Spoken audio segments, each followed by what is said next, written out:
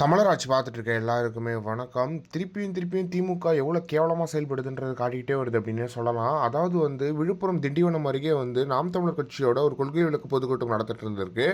அந்த நேரத்தில் என்ன ஆயிருக்கு அப்படின்னு பார்த்தீங்கன்னா அங்கே திமுகவினர் ஒருத்தர் மேலே ஏறி ஸ்டேஜில் மைக்கை பிடுங்கி நாம் தமிழர் கட்சியினர் தாக்க வந்திருக்காரு அப்படின்றது ஒன்று இருக்குது. அதனால் மிகப்பெரிய ஒரு பிரச்சனை உருவாகி இருக்குங்க அப்படின்ற மாதிரி சொல்லப்படுது.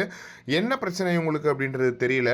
ஒரு அரசியல் கூட்டம், ஒரு அரசியல் கட்சின்னு இருந்தால் அதில் விமர்சனங்கள் வரதான் செய்யும். ஏன் இவங்க நாம் தமிழர் விமர்சனம் பண்ணாததா, நாம் தமிழர் கட்சியாக பேசாததா அப்படின்னு சொல்லிட்டு அவ்வளோ பேச்சுகள் பேசியிருக்காங்க நாம் தமிழர் கட்சியே.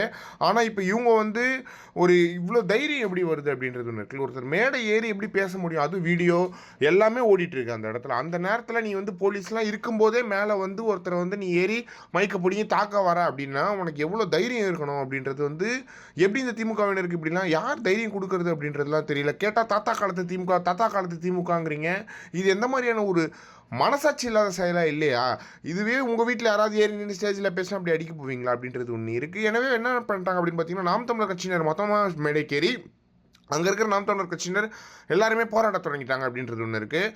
போராடி அந்த திமுகவினர் அங்கேருந்து அகற்றியிருக்காங்க அப்படின்றது ஒன்று இருக்குது. ஆனால் இவ்வளோ தைரியம் இவங்களுக்குலாம் எப்படி வருது, யார் கொடுத்தது அப்படின்றதெல்லாம் யாருக்குமே தெரியாத ஒரு விஷயமா இருக்குது. எனவே இப்படியான மட்டமான செயல்களை ஸ்டாலின் அவர்கள் கண்டிப்பாரா அப்படின்றது ஒன்று இருக்குது. ஏன்னா ஏதாவது ஒரு தப்பு நடந்துச்சா சீமானவர்கள் கண்டிப்பாரான்னு கேட்குற திமுகவினரிடையே இதெல்லாம் எப்படி யார் கண்டிக்க போகிறது அப்படின்றது ஒன்று இருக்குது. நீங்கள் உங்களுக்கு விமர்சனம் இருந்தால் அது பக்கத்தில் இன்னொரு மேடையை போட்டு அடுத்த நாள் இன்னொரு மேடையை போட்டு பர்மிஷன் வாங்கி நீங்கள் உங்களுக்கு கிடைக்காத பர்மிஷனை போட்டு பேசுங்க.